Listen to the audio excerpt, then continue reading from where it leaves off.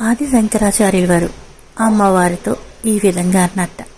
శంకరాచార్యుల వారు అమ్మవారి దగ్గరకు వెళ్ళి పక్కనే కూర్చుని, అమ్మా ఏమనుకోకు, నీ దొంగతనం నాకు తెలిసింది అన్నారట.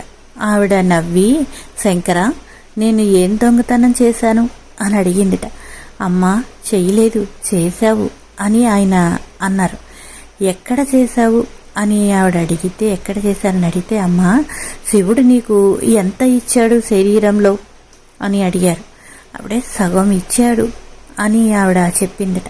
మరి మిగిలిన సగం ఏది కనపడటం లేదే, ఆయన సగం ఇచ్చాడు, మిగిలిన సగం నువ్వు ఎత్తుకుపోయావు, మరి దొంగతనమే కదా అన్నారు. అంటే దీని అర్థం ఏంటంటే ఒక గొప్ప తత్వాన్ని అయితే చెప్పారు శంకరాచార్యుల వారు. శంకరుడు తెల్లగా ఉంటాడు, స్ఫటిక మణినిభం, సగం శరీరం పుచ్చుకో అన్నాడు పార్వతీదేవిని. ఆవిడ సగం వచ్చింది. ఆవిడ ఎర్రటి తల్లి సగానికి వచ్చి సగం శరీరం తీసుకుంది. మరి ఇంతటి ఎర్రటి తల్లి సగానికి వస్తే పక్కనే ఉన్న తెలుపు మీద ఎరుపు కాంతి కొట్టేస్తుందా లేదా? కొట్టేసింది.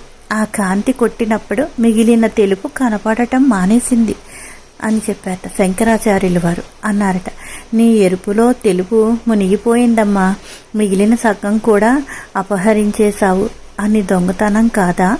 ఇది దర్శనం, ఇక్కడ నుంచి అర్ధనారీశ్వర స్వరూపాన్ని దర్శనం చేసి మన చేత చెయ్యిస్తూ ఉంటారు. చమత్కారం.